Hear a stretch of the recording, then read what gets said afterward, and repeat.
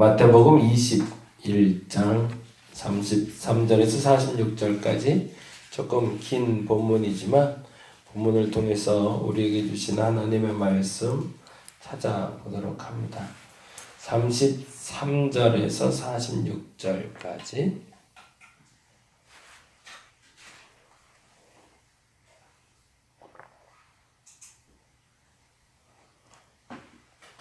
같이 한 목소리로 읽도록 하겠습니다. 다른 한 비유를 들으라. 한 집 주인이 포도원을 만들어 산 울타리를 두르고 거기에 즙 짜는 틀을 만들고 망대를 짓고 농부들에게 새로 주고 다 거기에 갔더니 열매 거둘 때가 가까움에 그 열매를 받으려고 자기 종들을 농부들에게 보내니 농부들이 종들을 잡아 하나는 심히 때리고 하나는 죽이고 하나는 돌로 쳤거늘 다시 다른 종들을 처음보다 많이 보내니 그들에게도 그렇게 하였는지라. 후에 자기 아들을 보내며 이르되 그들이 내 아들은 존대하리라 하였더니 농부들이 그 아들을 보고 서로 말하되 이는 상속자니 자 죽이고 그의 유산을 차지하자 하고 이에 잡아 포도원 밖에 내쫓아 죽였느니라. 그러므로 포도원 주인이 올 때에 그 농부들을 어떻게 하겠느냐? 그들이 말하되 그 악한 자들을 진멸하고 포도원은 제때에 열매를 바칠 만한 다른 농부들에게 새로 줄지니라. 예수께서 이르시되 너희가 성경에 건축자들이 버린 돌이 모퉁이의 머릿돌이 되었나니 이것은 주로 말미암아 된 것이요 우리 눈에 기이하도다 함을 읽어본 일이 없느냐. 그러므로 내가 너희에게 이르노니 하나님의 나라를 너희는 빼앗기고 그 나라의 열매 맺는 백성이 받으리라. 이 돌 위에 떨어지는 자는 깨지겠고 이 돌 위에 사람이 떨어지면 그를 가루로 만들어 흩으리라 하시니 대제사장들과 바리새인들이 예수의 비유를 듣고 자기들을 가리켜 말씀하신 줄 알고 잡고자 하나 무리를 무서워하니 이는 그들이 예수를 선지자로 알미더라. 아멘. 교회의 주인이 누구인가? 라는 질문으로 같이 가고 있습니다. 교회의 주인은 누굴까요? 성도가 아니죠. 첫 교인이 아니고 나중 교인도 아니고 교회의 주인은 예수 그리스도여야 합니다.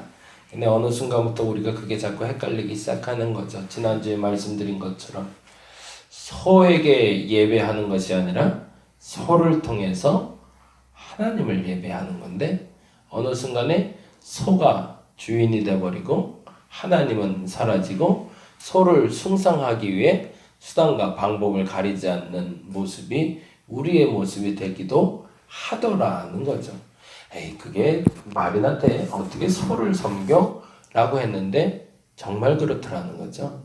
그게 이제 우리가 지난번에 봤던 출애굽기 말씀. 출애굽기 32장에 그런 얘기 있잖아요. 아론이 소를 만들어 놓고 제사하며 너희를 애굽에서 구원한 신이 바로 저 소다 라고 말했던 것처럼 소는 희생이 되어야 우리가 참된 예배를 드릴 수 있는데 어느 한순간에 그 목적지가 중간 종착역으로 맞춰지면서 진짜 예배가 아니라 거짓된 예배도 나도 모르게 드리고 있는 거죠.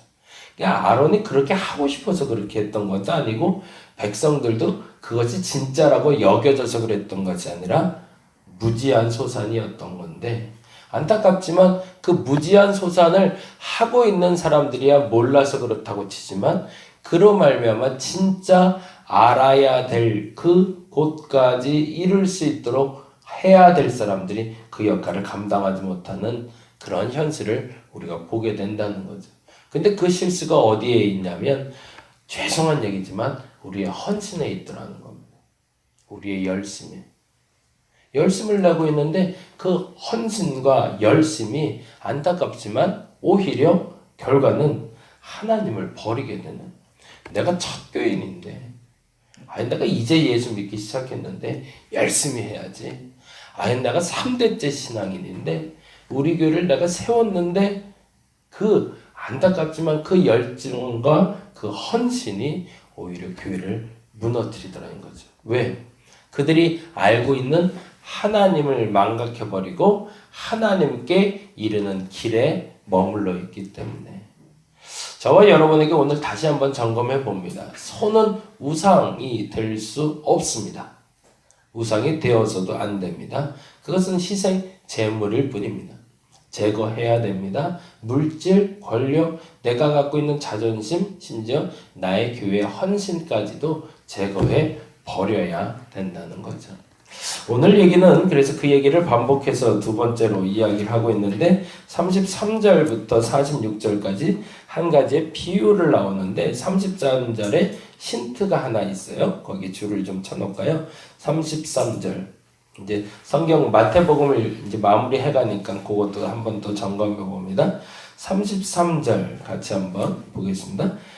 다른 한 비유를 들으라. 거기다 줄을 좀 쳐놓을게요.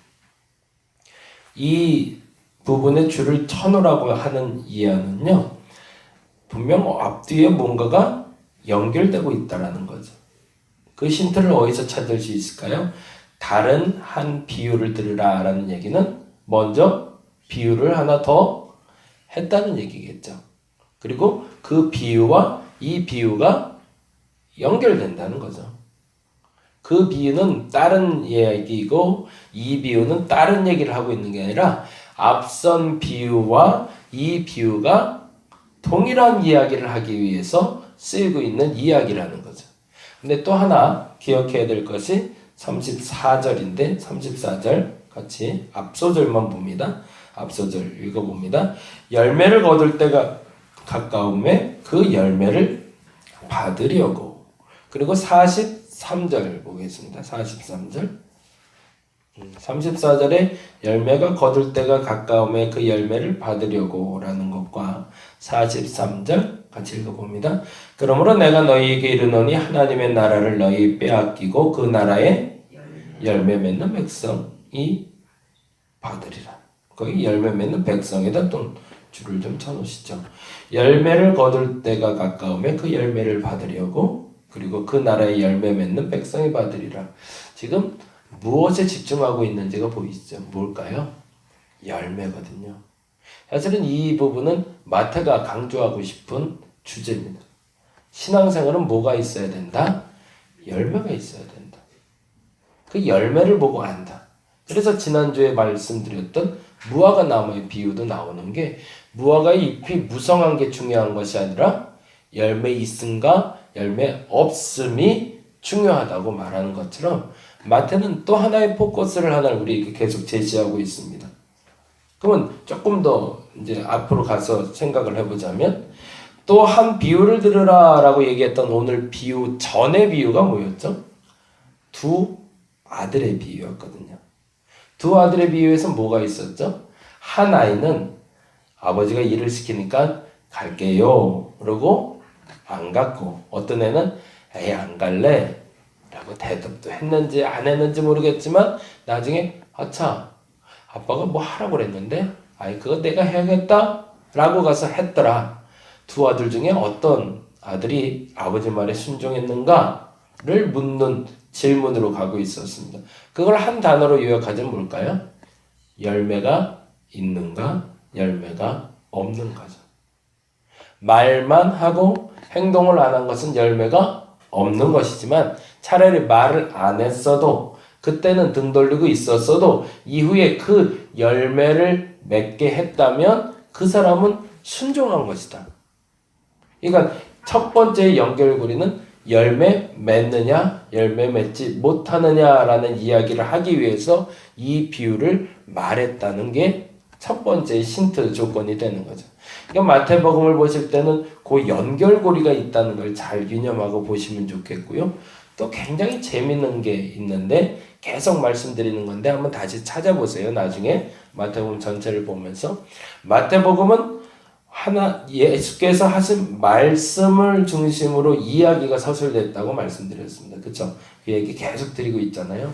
예수께서 말씀을 하나 툭 던져 놓으셨어요. 그리고 그 말씀이 도대체 언제 한 걸까? 야 요한 너 얘기 좀 해봐. 나 그때 들은 것 같은데 이게 베드로가 아니야 그때 얘기했는데 그때도 얘기하고 이때도 얘기했나? 그때 무슨 일 있었지?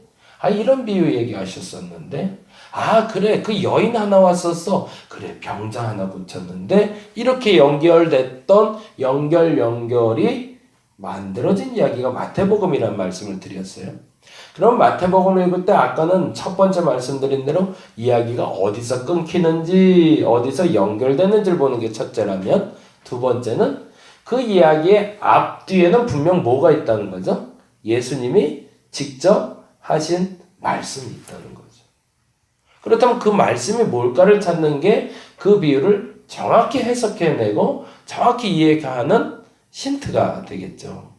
그럼 오늘 본문을 대략 보면 오늘 본문은 어떤 얘기였냐면 포도원에 주인이 있어요. 그리고 그 주인이 추수할 때 열매 거둘 때가 됐다. 또 열매 얘기하는구나. 이렇게 이야기가 되겠죠. 근데 어떤 이런 일이 벌어졌답니다. 볼까요? 35절 같이 한번 보겠습니다. 35절, 36절 같이 읽어보겠습니다. 농부들이 종들을 잡아 하나는 심히 때리고 하나는 죽이고 하나는 돌로 쳤거늘 다시 다른 종들을 처음보다 많이 보내니 그들에게도 그렇게 하였는지라. 이 말을 듣고 있을 때 두 가지 반응이 나왔었겠죠. 첫 번째 반응은 누군가가 괴롭히고 있구나 라는 걸 듣는 사람도 있지만 그거하고 조금 다른 느낌으로 받는 사람들도 있었을 겁니다. 그게 나인데. 교회 안에는 그 결론을 지어놓고 위선적인 신앙 때문에 피해를 주는 사람도 있지만 피해를 받는 사람도 있더라는 거죠. 그 거룩한 자의 죽음도 우리가 보고 있더라는 겁니다. 실상은 교회가 건강하게 유지되고 있는가, 교회가 건강하지 않은가를 보면 그 가운데 그 공동체에 고통받고 있는 자가 누군지를 보면 알 수 있다는 거죠. 그 가운데 고통받고 있는 자가 우리가 말하는 소위 거룩한 자가 고통받고 있다면 그 교회는 지금 오늘 말하고 있는 포도원의 비유의 결과를 향해 가고 있는 교회지만 만일에 고통받는 자가 있는데 그 고통받는 자가 거룩한 자가 아니라 우리가 봐도 쟤는 좀 저렇게 쌤통이다 라고 하는 사람이 고통을 당하고 있다면 그 교회는 건강하게 성장하고 있는 교회라는 거죠. 왜? 그 고통받는 자를 위로하고 회복할 수 있는 교회니까.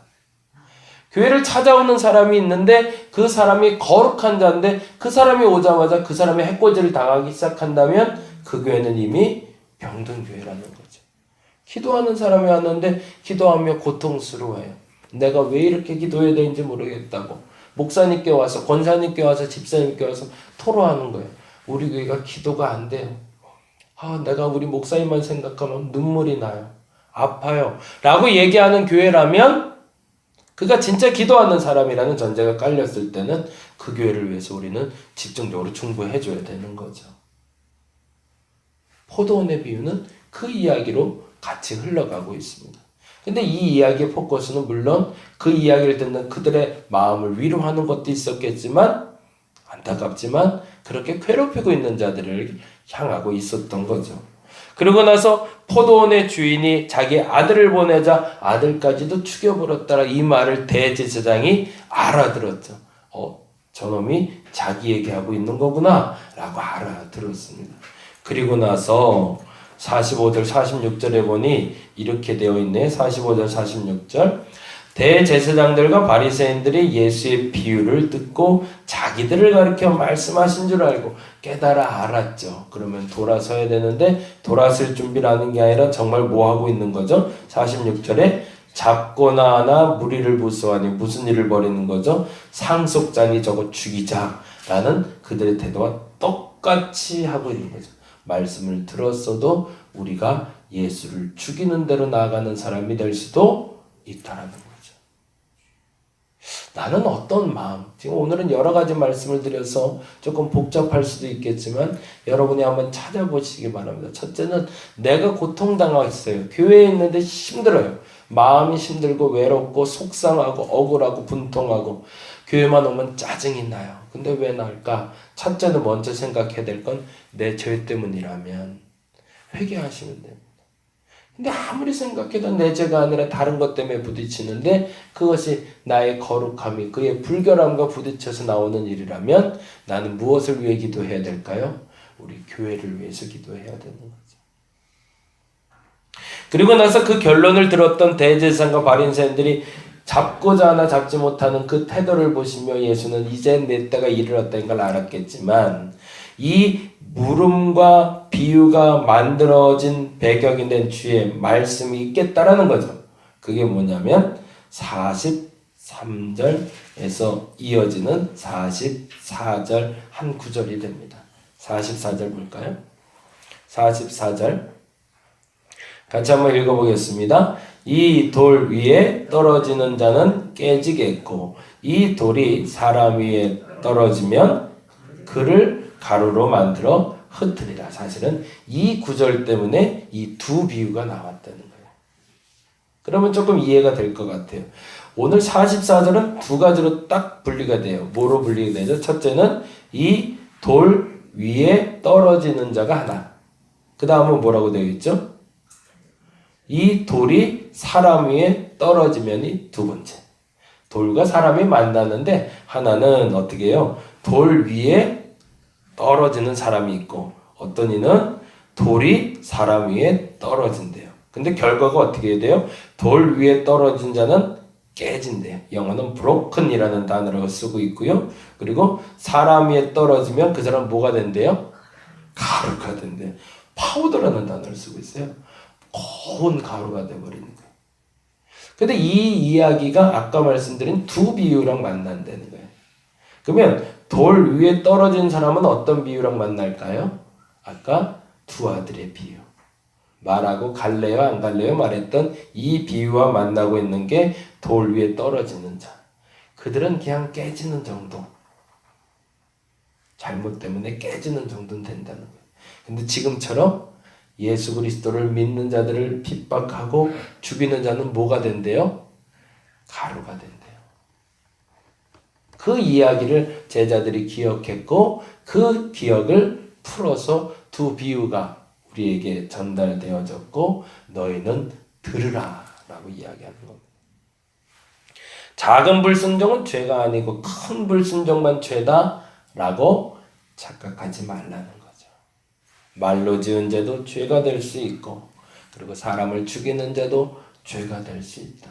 중요한 것은 그 돌과 부딪히면 하나님의 심판대가 오면 작은 심판이나 큰 심판이나 결론은 가루가 되거나 깨지거나 둘 중에 하나니 너희의 행실을 주의하라라는 거죠.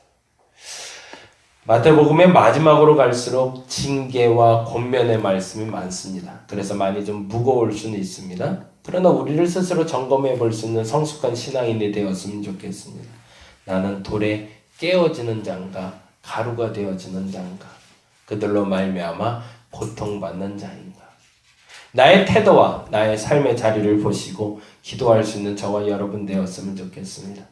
주님에게 던져져서 깨지고 가루가 되는 사람이 아니라 주님의 품에 안겨서 위로받을 수 있는 저와 여러분 되시기를 간절히 바랍니다. 기도하겠습니다. 어떤 자는 예수 그리스도께 던져져서 깨지는 사람들이 있고 어떤 사람은 예수 그리스도가 그들을 덮치게 돼서 심판이 이르러 가루가 되는 사람이 있습니다. 또 어떤 이는 예수의 품에 안기어 평안과 위로를 경험하는 사람도 있습니다. 심판은 작은 불순종이나 큰 불순종이나 상관없이 우리에게 임합니다. 하나님, 작은 죄도 큰 죄도 죄라는 것을 알게 하여 주옵시고 내가 어떤 태도로 지금 예수를 만나야 되는지 점검하는 한날 되게 하여 주시옵소서. 깨지고 가루가 된 후에 예수 만나지 말게 하여 주옵시고 예수 품에 안기어 예수 만나게 하여 주시옵소서.